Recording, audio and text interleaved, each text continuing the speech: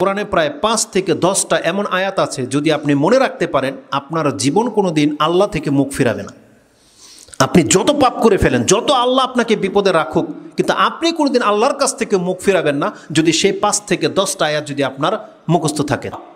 যেই ব্যক্তি চায় তার রবের সাথে সাক্ষাৎ হতে, তাহলে তাকে বলা হয়েছে সেজন্য সৎ কাজ করে, সেজন্য সৎ কাজের সাথে আল্লাহর সাথে কোনো শিরিক না করে। এটা যেই ব্যক্তি করে দেখাতে পারবে, তার আল্লাহর পক্ষ থেকে ওয়াদা রয়েছে যে তাকে আল্লাহ সুবহানাহু ওয়া তাআলা ক্ষমা করে দেবে এবং তাকে আল্লাহ জান্নাত দেবে। আর যদি কোনো ব্যক্তি শিরক করে ফেলে থাকেন, যেমনটা বললাম, জীবনের যতগুলো পাপ আছে আল্লাহ সুবহানাহু ওয়া তাআলা বলছেন বান্দা ক্ষমা চাইতে হবে। একটা মেসেজ আপনাকে বলেছি যে আপনাকে নিরাশ হতে হবে না, আল্লাহ সুবহানাহু ওয়া তাআলা আপনাকে ক্ষমা করে দেবে। এবং আল্লাহ সুবহানাহু ওয়া তাআলা বলছেন যে কোনো ব্যক্তি যদি শিরক করে ফেলে তার করণীয় কি, আল্লাহ সুবহানাহু ওয়া তাআলা ওয়াদা করতেছে সেই ব্যক্তি যদি তওবা করে নেয়, তার মানে আল্লাহ কি বলতেছেন, আল্লাহ ভাষাটা বলেছে এইভাবে, যেটা আপনি সূরা তাহা 20 নম্বর সূরার 82 নম্বর আয়াতে পাবেন, ওয়া ইন্নী লাগাফফারুন লিমান তাবা ওয়া আমানা ওয়া আমিলা সলিহান সুম্মা ইহতাদা। যেই ব্যক্তি ঈমান আনবে, সে তো সে শিরিক করে ফেলেছিল, সে এখন তওবা করবে।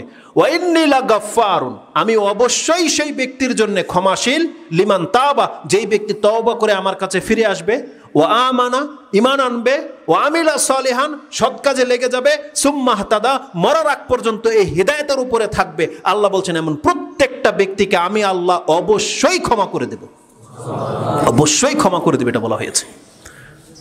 এটা এলান করা হয়েছে আল্লাহর পক্ষ থেকে। জীবনের যত পাপ আছে আপনি আল্লাহর কাছে তওবা করে নেন, অতএব নিরাশ হওয়ার কিছু নাই। আল্লাহ সুবহানাহু ওয়া তাআলা বলছেন যে আমার কাছে ক্ষমা চাইলে আমি তাকে ক্ষমা করে দেব। এটা হচ্ছে প্রথম কন্ডিশন। আল্লাহ সুবহানাহু ওয়া তাআলা আমাদেরকে কথাগুলোকে মেনে চলার, বোঝার এবং সে অনুযায়ী আমল করার তৌফিক দান করুক। আকুলু লিকাউলি হাযা আস্তাগফিরুল্লাহ লি ওয়া লাকুম ওয়া লিসাইরিল মুসলিমিন ফাস্তাগফিরু ইন্নাহু হুয়াল গফুরুর রহিম।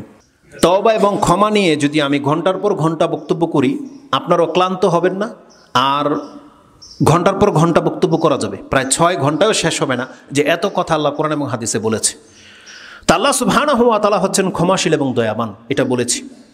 যেই আয়াতটা আমি শুরুতে পাঠ করেছি ওটার ব্যাখ্যা করে দিয়ে আমরা আলোচনা শেষ করে দেব, যদিও 5টা মিনিট হয়তো বেশি হয়ে যাচ্ছে। সূরা নিসার একটা আয়াত, তওবা এবং ক্ষমা সম্পর্কে যতগুলো আয়াত আছে কোরআনে প্রায় 5 থেকে 10টা এমন আয়াত আছে, যদি আপনি মনে রাখতে পারেন আপনার জীবন কোনো দিন আল্লাহ থেকে মুখ ফিরাবে না। আপনি যত পাপ করে ফেলেন, যত আল্লাহ আপনাকে বিপদে রাখুক, কিন্তু আপনি কোনোদিন আল্লাহর কাছ থেকে মুখ ফিরাবেন না যদি সেই 5 থেকে 10টা আয়াত যদি আপনার মুখস্থ থাকে। তার মধ্যে একটা আয়াত হচ্ছে এই সূরা নিসার 110 নম্বর আয়াত। আল্লাহ সুবহানাহু ওয়া তাআলা সূরা নিসাতে 4টা আয়াত আছে বা 3টা আয়াত আছে এই মর্মে, খুব চমৎকার। তার মধ্যে একটা হচ্ছে এই 110 নম্বর আয়াত এবং একটা হচ্ছে 147 নম্বর আয়াত। আর সূরা ইব্রাহিমে একটা আয়াত আছে যেটা হচ্ছে শুধু 10 নম্বর আয়াত, 14 নম্বর সূরার 10 নম্বর আয়াত।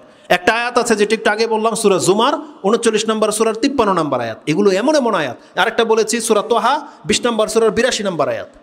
এটা প্রত্যেকটা আয়াত আপনার অন্তরকে হিলিয়ে রেখে দেবে। আরেকটা আয়াত আছে সূরা ফুরকানের 69-70 নম্বর আয়াত, ওটা চমৎকার, ওটা আমরা নেক্সট খুতবায় বলবো। তার মধ্যে একটা আয়াত বললাম সূরা নিসা 4 নম্বর সূরার 110 নম্বর আয়াত। কি বলেছে আল্লাহ সুবহানাহু ওয়া তাআলা এই আয়াতে? আল্লাহ সুবহানাহু ওয়া তাআলা বলেছেন, ওয়া ইয়ামাল সুআন আও ইয়াজলিম নাফসাহু সুম্মা ইস্তাগফিরিল্লাহ ইয়াজিদিল্লাহ গফুরুর রহিম। যেই ব্যক্তি ওয়া ইয়ামাল সুআন, খারাপ কাজ করেছে, আও ইয়াজলিম নাফসা, অথবা নিজের নাফসের উপরে জুলুম করেছে, অন্যের সাথে ভালো বিহেভ করতে হবে কিন্তু খারাপ আচরণ করলেন, এটা একটা জুলুম। অন্যের হক মেরে খাইলেন, যে কোনোভাবে ওয়াদা খেলাফি করলেন, এগুলো খারাপ কাজ তো না, মানে নোংরা কাজ তো নয়, কিন্তু এগুলো হচ্ছে জুলুম।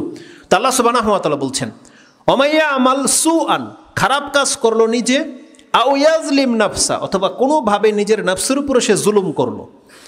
আল্লাহ বলছেন এই অবস্থায় যদি কেউ সুম্মা ইস্তাগফিরিল্লাহ, সে যদি তারপরে এসে আল্লাহর কাছে ক্ষমা চায়, ইয়াজিদিল্লাহ গফুরুর রহিমা, তাহলে সেই ব্যক্তি আল্লাহকে ক্ষমাশীলও পাবে, দয়াবানও পাবে। এই সুবহানাল্লাহ আলহামদুলিল্লাহ যারা বলেছেন মাত্র 2-1 জন বলেছেন। আমার ব্যর্থতা আমি বুঝাতে পারিনি, আর আমি এখন যেটা বুঝাবো এরপরে আপনাদের সুবহানাল্লাহ আরো জোরও হবে ইনশাআল্লাহুল আজিজ। আপনারা কি করেছেন? অন্যায় করেছেন, আপনি পাপী, নিজের নাফসের উপর জুলুম করেছেন, পাপ করেছেন। তারপরে আপনি আল্লাহর কাছে চেয়েছেন একটা জিনিস, কি? সুম্মা ইস্তাগফিরিল্লাহ, সে যদি আল্লাহর কাছে ক্ষমা চায়, আপনি ক্ষমা চাইলেন, আর আল্লাহ ওয়াদা অনুযায়ী কি করেছে? আল্লাহ বলছে আমি তোমাকে ক্ষমা করে দেব। এটাই হওয়া উচিত ছিল, তাই না? কিন্তু আল্লাহ এটা বলেনি। আল্লাহ বলছেন কোনো বান্দা যদি পাপ করার পরে আমার কাছে ক্ষমা চায়, আমি শুধু তাকে ক্ষমা নয়, তার উপর দয়াও করব। আল্লাহ কি বলেছে? ইয়াজিদিল্লাহ গফুরার রাহিমা, সে আল্লাহকে ক্ষমাশীলও পাবে, দয়াবানও পাবে। তার মানে আপনি চাইবেন আল্লাহর কাছে একটা জিনিস, আপনি একটু পাপী, চেয়েছেন আল্লাহর কাছে ক্ষমা। আল্লাহ বলছে বান্দা তোর ক্ষমা চাওয়ার কারণে আমি তোকে ক্ষমাও করব, তোর উপর আমি দয়াও করব। আল্লাহ সুবহানাহু ওয়া তাআলার ক্ষমা কেমন হয় এটা তো আমরা একটু আগে আলোচনা করলাম। এগুলো সবই হচ্ছে ক্ষমা। আরেকটা ক্ষমার উদাহরণ আপনাকে দিয়ে দিই, আল্লাহর ক্ষমাটা কেমন হয়। মুসনাদে আহমদ একটা হাদিস এসেছে 11,244, সেই হাদিসটা আবি ইয়ালাতে আপনি পাবেন 1273, 1273। ওই হাদিসটাই আপনি আদ-দোয়া লিত-তাবারানির কিতাবে পাবেন 1779, 1769 নম্বরে। ইমাম নাসিরউদ্দিন আলবানী সাহিহুল জামের মধ্যে এনেছেন এবং সিলসিলাতুল আহাদিস আস-সাহিহার মধ্যে 104-এ রয়েছে। এই হাদিসটির মধ্যে আবু সাইদ খুদরি সম্ভবত হাদিসটি আবু সাইদ খুদরি, আচ্ছা যাই হোক, সাহাবীর নাম আবু সাইদ খুদরি হবে। তিনি বলছেন কালা রাসূলুল্লাহ সাল্লাল্লাহু আলাইহি ওয়াসাল্লাম, রাসূলুল্লাহ সাল্লাল্লাহু আলাইহি ওয়াসাল্লামকে আমি এটা বলতে শুনেছি বা রাসূল বলেছেন কি, ইন্না ইবলিসা কালা লিরাব্বিহি, ইবলিস তার রবকে একদিন বলে, ফাবিইজ্জাতিকা ওয়া জালালিক লা আবরাহু উগুইয়া বানি আদম মা দামাতিল আরওয়াহুম ফিহি। আল্লাহ আপনার ইজ্জত এবং বরত্বের কসম করে বলছি, আপনি যেহেতু আমাকে ক্ষমতা দিয়েছেন, আমি আপনার বরত্ব এবং ইজ্জতের কসম করে বলতেছি, এই আদম সন্তানকে আমি তো গুমরাহ করবই, এবং এটা আমার এই প্রচেষ্টা থাকবে ওর মরা পর্যন্ত, ওর দেহের মধ্যে রূহ যতক্ষণ পর্যন্ত আছে, মা দামাতিল আরওয়াহু ফিহিম, তাদের বডির মধ্যে যতক্ষণ পর্যন্ত রূহ বাকি থাকবে, তার মানে মরে না যাবে, ততক্ষণ পর্যন্ত আমি চেষ্টা করব যাতে করে ওকে আমি গুমরাহ করতে পারি, ওকে যেন আমি পাপী করে ফেলতে পারি। এটা হচ্ছে শয়তানের ওয়াদা। আল্লাহর চ্যালেঞ্জ গ্রহণ করে নিয়েছে। কিন্তু জবাবে আল্লাহ সুবহানাহু ওয়া তাআলা কি বলেছে, এই হাদিসের এই টুকরা থেকে এটা আপনাকে জানিয়ে দিই, আপনি এইখান থেকে মেসেজ নিয়ে নেন। শয়তান কিন্তু মানুষের মৃত্যু মুহূর্ত পর্যন্ত উপস্থিত থাকে, যাতে করে সে আল্লাহর প্রতি নিরাশ হয়ে যায়, আল্লাহর প্রতি ঈমান না রাখে বা মুখ থেকে আবল তাবল বলে দেয়। শয়তান এই চেষ্টাটা করে। কিন্তু যদি সত্যিকার অর্থে আপনি আল্লাহর বান্দা হয়ে থাকেন, আল্লাহ কি বলেছেন, ইন্না ইবাদি লাইসা লাকা আলাইহিম সুলতান ওয়া কাফা বিরাব্বিকা ওয়াকিলা, কিন্তু আমার বান্দা যারা হবে তার উপরে তোর কোনো প্রভাব খাটবে না, আমি আমার পক্ষ থেকে ওকে টেকেল দেব। আল্লাহ বলছে আপনাকে আল্লাহর বান্দা হতে হবে। এই আয়াত আল্লাহ সুবহানাহু ওয়া তাআলা সূরা বনী ইসরাঈল 17 নম্বর সূরার 60, 61, 62, 63 নম্বরে গিয়ে পেয়ে যাবেন। এই আয়াতে ওই শয়তানের সাথে কথোপকথন রয়েছে। তো শয়তান যখন আল্লাহর কাছে এমন চ্যালেঞ্জ করেছে, শয়তান কিন্তু তার কাজে লেগে আছে। শয়তান কিন্তু আমাদেরকে দিয়ে পাপ করাচ্ছে, বহু মানুষকে কিন্তু জাহান্নামী করে ফেলেছে। যখন একটা শয়তান এতটা ক্ষমতা রাখে, চ্যালেঞ্জ করে, আপনি কি মনে করেন আমাদের রব কি চুপ ছিলেন? তিনি কি তাহলে মেনে নিয়েছেন এটা? সুবহানাল্লাহ। আল্লাহর দয়া দেখেন, আল্লাহ সুবহানাহু ওয়া তাআলা যে আমাকে ক্ষমা করে আপনাকে ক্ষমা করবে, আল্লাহ বলেছেন ফাবিইজ্জাতি ওয়া জালালি, ইবলিসকে লক্ষ্য করে বলছে, আমি আমার ইজ্জত এবং বরত্বের কসম করে বলছি, লা আবরাহু আগফিরু লাহুম মা আস্তাগফারুনি, আমিও ক্ষান্ত হব না, আমার বান্দাকে আমি ততক্ষণ পর্যন্ত ক্ষমা করতেই থাকবো যতক্ষণ পর্যন্ত ওরা আমার কাছে ক্ষমা চাইতেই থাকবে। ইবলিস বলেছে আমি ওদের রূহ বাকি থাকা পর্যন্ত পাপ করাতে থাকবো। আল্লাহ বলেছে ওরা যতক্ষণ পর্যন্ত তুই পাপ করাবি, ওরা যদি আমার কাছে ক্ষমা চায়, যতবার ক্ষমা চাইবে আমি আল্লাহ ততবার ওকে ক্ষমা করে দেব। লা আবরাহু, আল্লাহ বলছে আমিও ক্ষান্ত হব না, তাকে ক্ষমা করে দেওয়া হবে। এটা হচ্ছে আল্লাহর ক্ষমা।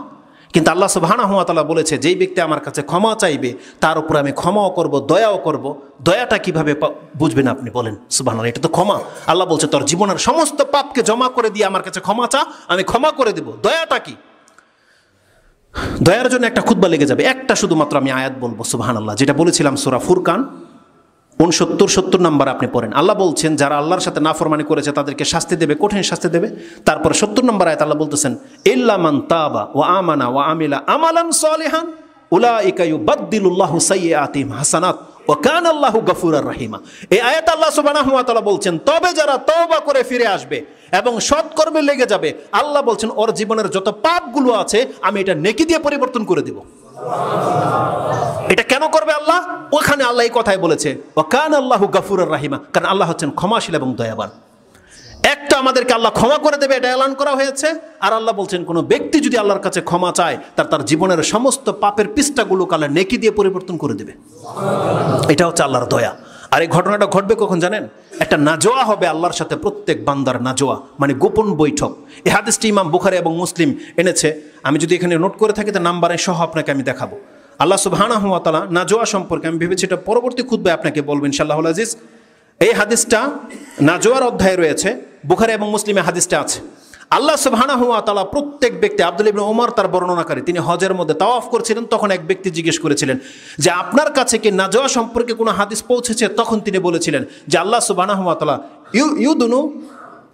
ইউদুনুল মুমিন আও ইয়াদুনু মুমিন ইলা রাব্বিহি, মুমিন তার রবের নিকটবর্তী হবে, আর বলা হয়েছে মুমিনকে আল্লাহর নিকটে নিয়ে নেওয়া হবে। তারপরে সুম্মা দারাবা কানাফাহু আও কালা কামা রাসূলুল্লাহ সাল্লাল্লাহু আলাইহি সাল্লাম। কানাফা হচ্ছে চাদর।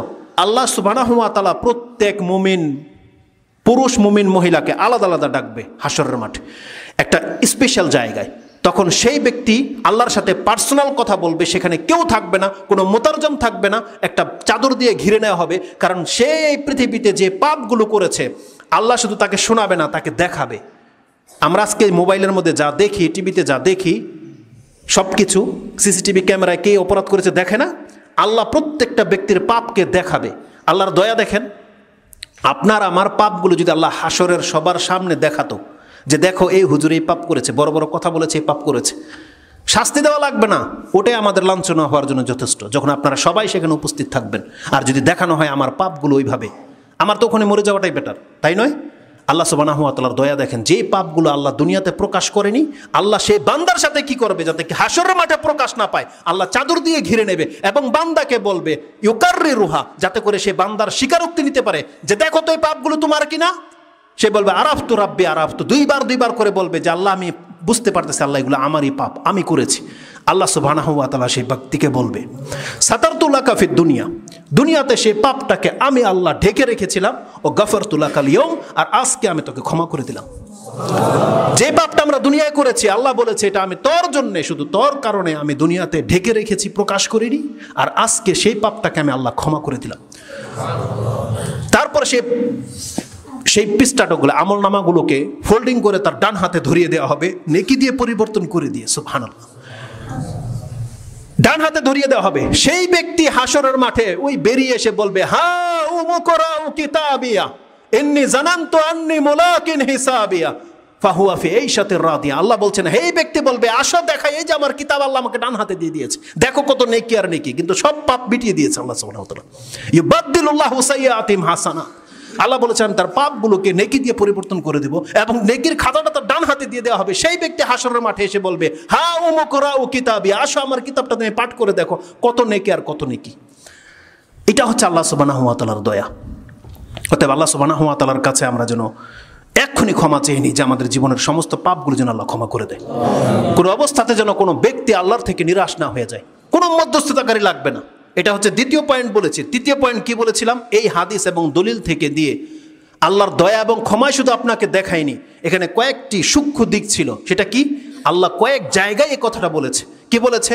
যেই ব্যক্তি খারাপ কাজ করবে, মাইয়া আমাল সুআন আও ইয়াজলিম নাফসা, তারপরে কি করণীয়? সুম্মা ইয়াস্তাগফিরিল্লাহ, তারপরে যদি সে আল্লাহর কাছে ক্ষমা চায়, তার মানে আপনাকে আল্লাহর কাছে ক্ষমা চাইতে হবে। যদি আপনি ক্ষমা চান তার জন্য এই ব্যবস্থা, কিন্তু কোনো ব্যক্তি যদি আল্লাহর কাছে তওবা করে ফিরে না আসে, ক্ষমা না চায়, তার জন্য কিন্তু এই অপশন আল্লাহ রাখিনি। এটা হচ্ছে ওই ব্যক্তির জন্য জীবনের যার পাপ হয়ে গেছে, সে যদি এই দুনিয়াতে আল্লাহর কাছে ক্ষমা চেয়ে নেয়, আল্লাহ বলছেন সেই ব্যক্তির যত পাপ আছে আমি আল্লাহ ক্ষমা করে দেব। ক্ষমা চাইতে হবে। আপনি জানেন আল্লাহর কাছে একবার বললে আল্লাহ ক্ষমা করে দেয়। আদম আলাইহিস সালামের পাপ, আল্লাহ বলতেছেন ফাতালাক্কা আদামু মির রাব্বিহি কালিমাত, আদম তার রবের কাছ থেকে কয়েকটি কথা শিখে নিল আর তা দিয়ে আল্লাহর কাছে ক্ষমা চাইল। এই আয়াতটা আল্লাহ সূরা বাকারার 37 নম্বর আয়াতে উল্লেখ করেছেন। দোয়াটা যেটা ছিল সেটা আপনি সূরা আরাফ 7 নম্বর সূরার 23 নম্বর আয়াতে পেয়ে যাবেন। তারা বলেছিল রাব্বানা যালামনা আনফুসানা ওয়া ইল্লাম তাগফির লানা ওয়া তারহামনা লানাকুনান্না মিনাল খাসিরিন। এটা ছিল দোয়া। যেমনি আদম বলেছে ফাতালাক্কা আদামু মির রাব্বিহি কালিমাতিন ফাতাবা আলাই, আল্লাহ বলছেন যেমনি এটা বলেছে ফাতাবা আলাই, আল্লাহ তার তওবাকে কবুল করে নিয়েছিল। কোনো মাধ্যম চেয়েছে আল্লাহ? কোনো ডোনার চেয়েছে, আল্লাহ বলেছে কোনো আমার রাস্তায় তুমি খাসি মুরগি জব করো, আল্লাহ বলেছে যে এটা মান্নত করো, তারপর তোমাকে ক্ষমা করা হবে, কিচ্ছু করা হয়নি। আল্লাহ সুবহানাহু ওয়া তাআলা বলছেন কোনো বান্দা যদি আমার কাছে ক্ষমা চায়, এই বান্দার জন্য আমাদের জন্য আরো সহজ ব্যবস্থা আল্লাহ রেখেছে। আল্লাহ বলছে তুই বান্দা একবার ডেকে দেখ, আমি তার জীবনের সমস্ত পাপগুলোকে মাফ করে দেব। এটা হচ্ছে আল্লাহ সুবহানাহু ওয়া তাআলার ক্ষমা এবং দয়া। অতএব আল্লাহর কাছে আমাদেরকে ক্ষমা চাইতে হবে, আল্লাহর কাছে আমাদেরকে তওবা করে ফিরে আসতে হবে। আল্লাহ সুবহানাহু ওয়া তাআলার কাছে আমরা দোয়া করি, আল্লাহ তুমি আমাদেরকে তওবা করার তৌফিক দান করে দাও। আল্লাহ ফেরাউনের মতো যেন আমাদের অবস্থা না হয়, সময় থাকতে যেন আমরা তওবা করতে পারি। আল্লাহ সেই ভাগ্যবানদের অন্তর্ভুক্ত তুমি আমাদেরকে করে দাও, এবং মরার পূর্ব মুহূর্তে যেন তোমারই বান্দা হয়ে পৃথিবীতে বেঁচে থাকতে পারি, এবং আল্লাহ সুবহানাহু ওয়া তাআলা মরার সময় আমরা যেন তোমার কালেমা পাঠ করে মরতে পারি। আল্লাহ তুমি আমাদেরকে সেই তৌফিক দান করো।